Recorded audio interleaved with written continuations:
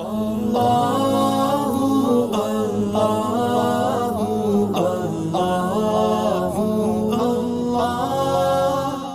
वालेकुम नाज़रीन, आज 28वां रोज़ा है और 28वें पारे की तकरीबन 137 आयत में से सूरह तहरीम की आयत नंबर 11 को हम आपके सामने आयत इनकलाब के तौर पे लेके आए हैं। और इस एपिसोड को सुनने के बाद और इस आयत इनकलाब को सुनने के बाद मेरे ख़्याल से आप सारी ज़िंदगी आपके अंदर ये एक बात उतर जाएगी कि आप पूरी ज़िंदगी में सबसे बड़ी कुर्बानी दीन के लिए देने के लिए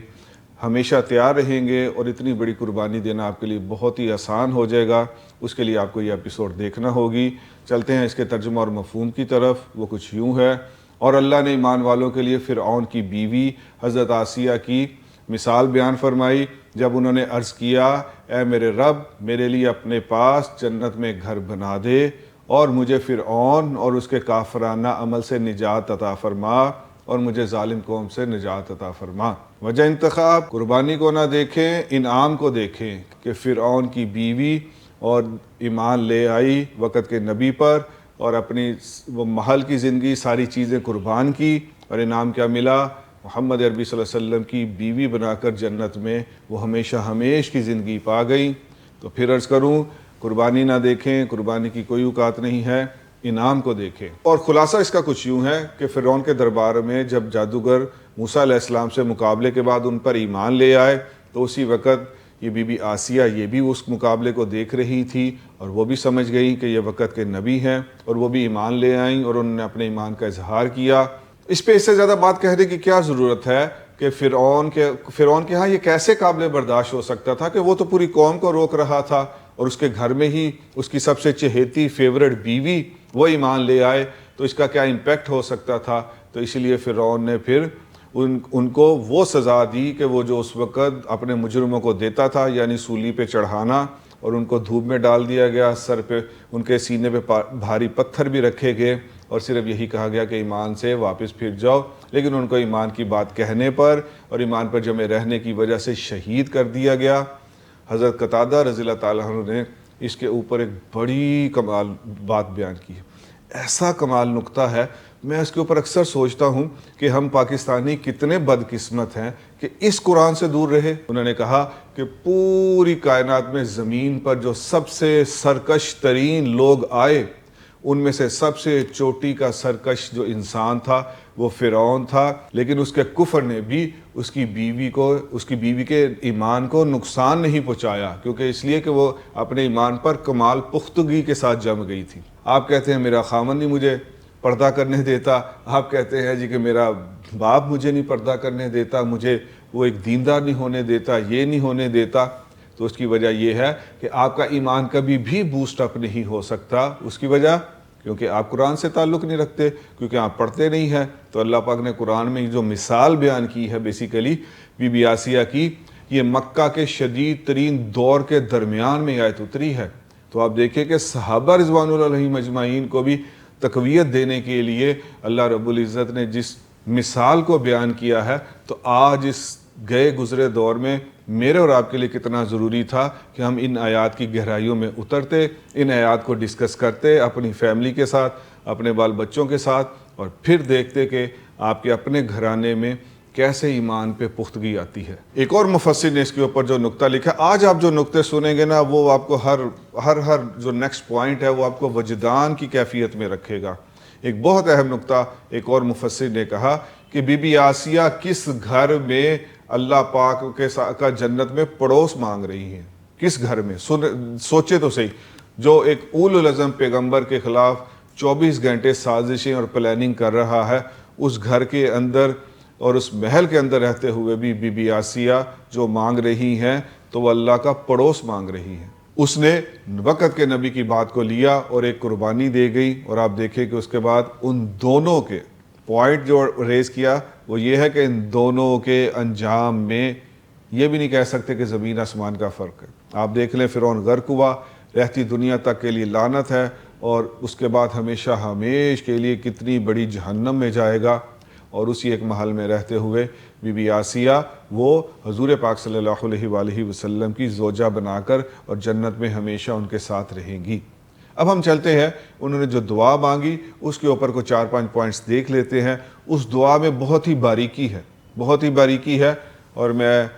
دعا کرتا ہوں کہ یہ رمضان کی چند آخری گھڑیاں ہیں، تو میں دعا کرتا ہوں اللہ پاک مجھے اور آپ کو اس طرح کی دعا مانگنے کی توفیق عطا فرمائے، اور اس طرح اس کی باریکی اور اس کی گہرائی کو سمجھ کر ہمیں اپنی دعا کو ری ماڈل کرنے کی توفیق عطا فرمائے۔ کیا کہا کہ پہلے جنت نہیں مانگی، جنت سے بھی پہلے اللہ کا پڑوس مانگا ہے۔ تو یہ جو آیات ہیں بی بی آسیہ کی دعا کی، اس سے پہلی والے آیات میں حضرت نوح علیہ السلام اور حضرت لوط علیہ السلام کی نافرمان بیویوں کی تمثیل یعنی مثال بیان کی گئی ہے۔ تو کتنا اہم موضوع ہے جو یہاں سے یہ پتہ چل رہا کہ نبی کی بیوی ہونا بھی لوط علیہ السلام کی بیوی کو نہیں بچا سکا، کیونکہ جو اس کی پری ریکویزٹ ہے، جو اس کی بنیادی ضرورت ہے، وہ ایمان تھا، جو وہ ان کی بیوی نہیں لائی۔ جبکہ آپ دیکھیں ادھر نبی کی بیوی اور وہ کافرہ ہے، وہ نہیں بچے گی روز محشر، اور ادھر سب سے بڑے سرکش اور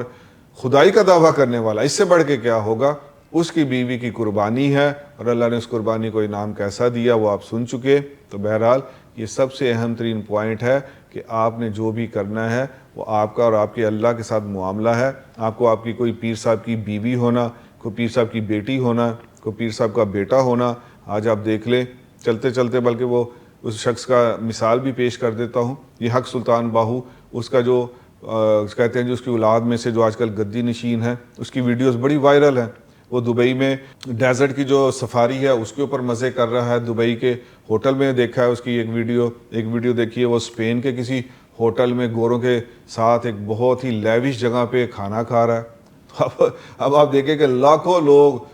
لوگ اس حضرت سلطان بہو کی گدی میں ہونے کی وجہ سے اس کے پاؤں چومتے ہیں اور اس کے آگے سجدے ریز ہوتے ہیں، پتہ نہیں کیا کچھ کر رہے ہیں بے وقوف۔ اور وجہ یہی ہے کہ قرآن سے دور رکھا گیا، اس لیے آپ کو ایسے لاکھوں پیروکار پاکستان میں آسانی سے مل جائیں گے۔ اگر انہی پیروکاروں کو بچپن سے قرآن پڑھا دیا گیا ہوتا تو یہ یقین جانے کہ یہ بھوکے مر رہے ہوتے جو اس وقت یہ دبئی میں ڈیزرٹ سفاری کو انجوائے کر رہے ہیں۔ اس سے اگلی آیات میں بی بی مریم صدیقہ کا ذکر کیا گیا۔ اب آپ سمجھ گئے کہ میں نے کیوں کہا کہ سب سے اہم ترین پوائنٹ ہے کہ پہلی آیات میں نبی کی بیوی ہوتے ہوئے اس کو ایمان نہیں ہے، اس پہ نہیں لائی تو کافرہ ہے، اور اس میں فرعون کے گھر میں ہوتے ہوئے اور وہ سب سے بڑا انعام پا گئی۔ اور اگلی آیات میں بی بی مریم صدیقہ کا ذکر کیا گیا ہے، اور قرآن نے ان کے بارے میں جو الفاظ بولے ہیں وہ یہ کہا کہ انہوں نے اپنی شرمگاہ کی حفاظت کی۔ تو آپ یہاں دیکھیں کہ بی بی مریم جس دور میں پیدا ہوئی ہیں، بنی اسرائیل اس وقت پستی والی قوم تھی، مغلوب قوم تھی، اور وہاں پیدا ہونا بھی ان کے لیے رکاوٹ نہ بن سکا کہ اللہ پاک نے ان کی پاک دامنی کو قرآن پاک میں بیان کیا ہے۔ یہاں سے ایک اور بھی بہت اہم پوائنٹ کئی مفسرین نے لکھا ہے کہ جن کی شادی نہ ہوئی ہو، آج کے اس معاشرے میں بھی اگر ان کو رول ماڈل بنانا ہے تو ان کو بی بی مریم صدیقہ کو بھی رول ماڈل بنانا چاہیے کہ شادی نہ ہونے کے باوجود پاک دامنی کی ان کی گواہی وہ قیامت کی صبح تک کے لیے قرآن پاک کا حصہ ہے، اس لیے یہ ان کے لیے بھی ایک رول ماڈل ہے۔ پھر اسی کے ساتھ ایک اور بہت اہم نقطہ اس میں یہ بنتا ہے کہ جو اندر سے پختہ ہو جائے، جو اندر سے نیک بن جائے، جو اندر سے اپنے ایمان کے اوپر پختگی حاصل کر لے، تو پھر اس سے کوئی اٹ ڈزنٹ میٹر کہ وہ فرعون جیسے ایک ظالم بادشاہ کے گھر میں بیوی ہے یا ایک صنف نازک ہے یا کچھ بھی ہے، تو یہ فرعون کے گھر میں ہونے کے باوجود بھی اور صنف نازک ہونے کے باوجود بھی ماحول ان پہ کچھ اثر نہیں کر سکا۔ ہمارے ہاں بہت زیادہ لوگ ایسے ہیں کہ جو دین کی طرف آتے ہیں، بہت اچھا پرفارم بھی کرتے ہیں، لیکن پھر باپ کی وجہ سے یا بیوی کی وجہ سے یا شوہر کی وجہ سے یا کسی اور وجہ سے یا جاب کی وجہ سے کہ نوکری چھوڑ دیں، فلاں چیز چھوڑ دیں، اور اس کی وجہ سے پھر وہ دین سے یا داڑھی کٹوا لیتے ہیں یا عبایا اور بے پردہ ہو جاتے ہیں۔ تو ان کو چاہیے تھا کہ وہ اس آیات کو اور ایسی چیزوں کو بار بار پڑھیں۔ تو اس لیے اس کا خلاصہ یہی بنتا ہے کہ ماحول آپ پہ اثر نہیں کرتا، بیسیکلی جو چیز اثر کرتی ہے وہ ایمان کی ناپختگی تھی، اور آپ کا اللہ سے وہ تعلق نہیں ہو سکا۔ آپ نے اس کو کبھی سوچنے کی کوشش نہیں کی کہ اگر میں اللہ کی خاطر ان کئی چیزوں کی قربانی دے دوں تو اگلے حالات کو نہ سوچوں کہ میرے ساتھ کیا ہوگا، لیکن بس یہ دیکھوں کہ میرے اللہ کے حکم تو نہیں ٹوٹ رہے میرے سے۔ اور روایات میں یہ بھی آتا ہے کہ روز محشر بہت سی خواتین اللہ رب العزت کے ہاں یہ شکایت کرے گی کہ یا اللہ ہم تو دین پہ چلنا چاہتے تھے لیکن ہمارے شوہر ظالم تھے اس لیے ہم چل نہیں پائی، اور اس روایت کے مطابق یہ ہے کہ پھر بی بی آسیہ پھر فرمایا جائے گا کہ فرعون کی بیوی کو سامنے لاؤ. تو یہ ایک بہت بڑی مثال ہے کہ روایت سے بھی ثابت ہو گیا اور قرآن پاک کے مطالعے سے بھی ثابت ہو گیا کہ مجھے اپنے ایمان پر پختہ رہنا چاہیے، اور حالات اگر آ جائیں تو کوئی بات نہیں، قربانی دے دینی چاہیے، لیکن اپنے ایمان اور ایمان والی چیزوں پہ سمجھوتا بالکل بھی نہیں کرنا چاہیے. جب انسان کے اوپر حالات آتے ہیں اور تکلیفیں اور پریشانی آتی ہیں تو اس کو انجام پہ نظر نہیں رکھنی چاہیے، کیونکہ دیکھیں بی بی آسیہ بھی جانتی تھی، انجام وہ بھی جانتی تھی، اور جانتی تھی کہ کیا تکلیفیں آئیں گی، اور ویسی تکلیفیں آئیں گی کہ نو انسانی میں سن کے اس کو کانپ جاتی ہے، لیکن انہوں نے انجام پہ نظر نہیں رکھی، انہوں نے اللہ سے تعلق پہ اور انہوں نے اپنی جو انجام کار جو آخرت میں ہے اس پہ نظر رکھی، تو اس کی وجہ سے وہ دیکھ لے کہ وہ کامیاب ہوئی. اور ایک اور مفسر نے اس کے اوپر بہت کمال لائن لکھی ہے، انہوں نے کہا کہ فرعون کی بیوی کو کفر کا طوفان متاثر نہ کر سکا، اور اکیلی عورت ہونے کے باوجود وہ ڈٹ گئی کس کے خلاف؟ فرعون جیسے ظالم کے خلاف.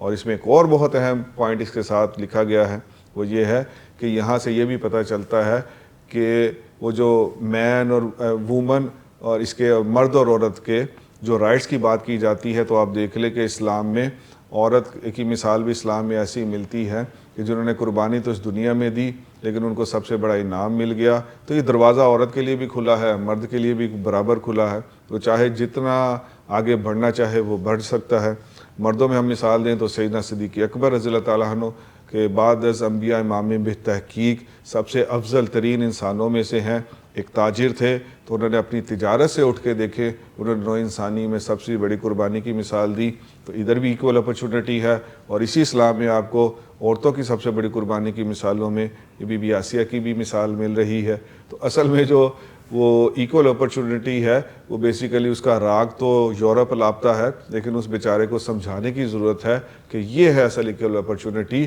کہ جو جس جگہ پہ مرضی ہو وہ اگر قربانی دے گیا تو پھر ہم مرد اور عورت کو نہیں دیکھیں گے، ہم اس کی قربانی کو دیکھیں گے اور پھر اس کے مطابق ہی اس کو انعام دیا جائے گا. اور آخری بات جو آج کے سوشل میڈیا کے دور میں کرنا چاہوں گا، اور بالخصوص میں یونیورسٹی کی جو بی ایس کی بچیاں ہیں اور یہ اس طرح جو پڑھتی ہیں پڑھاتی ہیں، بالخصوص ان کو یہ بات کرنا چاہوں گا. یہ سب سے اہم ترین بات ہے لڑکیوں کے حوالے سے کہ آپ دیکھیں کہ قرآن پاک میں جن بابرکت خواتین کا ذکر ہے اور اس بارے میں جو غور و فکر اور تدبر کرنے کی دعوت دی گئی ہے، اور اس میں بی بی مریم کے واقعے میں سے جو سبق ملتا ہے اور باقی بھی اگر واقعات لے لیں تو وہاں سے جو سبق ملتا ہے، تو قرآن پاک ان کی سب سے بڑی جو خوبی بتا رہا ہے وہ اپنی عفت کی حفاظت ہے،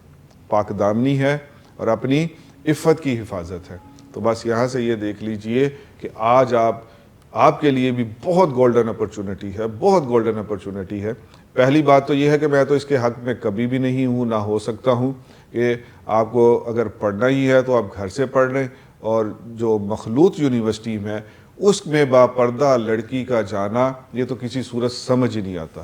اس کے اوپر میں آپ کو باراک اوباما کے جو ایک ایرانین کنسلٹنٹ تھے، مشیر تھے، ان کے بیٹے ڈاکٹر نظر حسین کی بات کو کوٹ کرتا ہوں. اور یہ میرے استاد محترم ڈاکٹر خالد جامی صاحب جو کراچی یونیورسٹی کے H O D philosophy retired ہوئے ہیں، الہاد کے بہت بڑے وہ نقاد ہیں، انہوں نے لکھا ہے اور میرے لیے وہ ساری زندگی ایک کنسیپچل کلیئرنس بھی دے گئی. انہوں نے کہا کہ باراک حسین اوباما اس نے کہا کہ یہ جو مسلمان ممالک ہیں ان میں یونیورسٹیوں میں جو لڑکیاں ہیں ان کے بارے میں کچھ تھوڑا ایسا پلاننگ کرتا ہوں اور ان پہ پریشر ڈالتا ہوں کہ یہاں یہ جو پردہ یہ وہ دس اینڈ دیٹ، اس کے بارے میں اس نے اپنی ایک کیبنٹ میٹنگ میں بات کی. تو ڈاکٹر نظر حسین نے یا غالباً ان کے بیٹے نے انہوں نے کہا باراک اوباما کو رک جاؤ، پہلی دفعہ امت کی ہسٹری میں اتنی باپردہ لڑکیاں یونیورسٹیز میں آئی ہیں، ان کو کچھ کرنے کی ضرورت نہیں، ان کو بس یونیورسٹی میں آنے دو، یہ پردہ کیا یہ کپڑے نہ اتاریں گی تو مجھے پکڑ لینا. تو دیکھیں کہ وہ کتنی اس میں اتنی گہرائی چھپی ہے نا کہ یہ جو عفت اور یہ جو عبایا پہن کے یونیورسٹی میں جانا اور وہاں جو مخلوط ہے اور وہاں جو پھر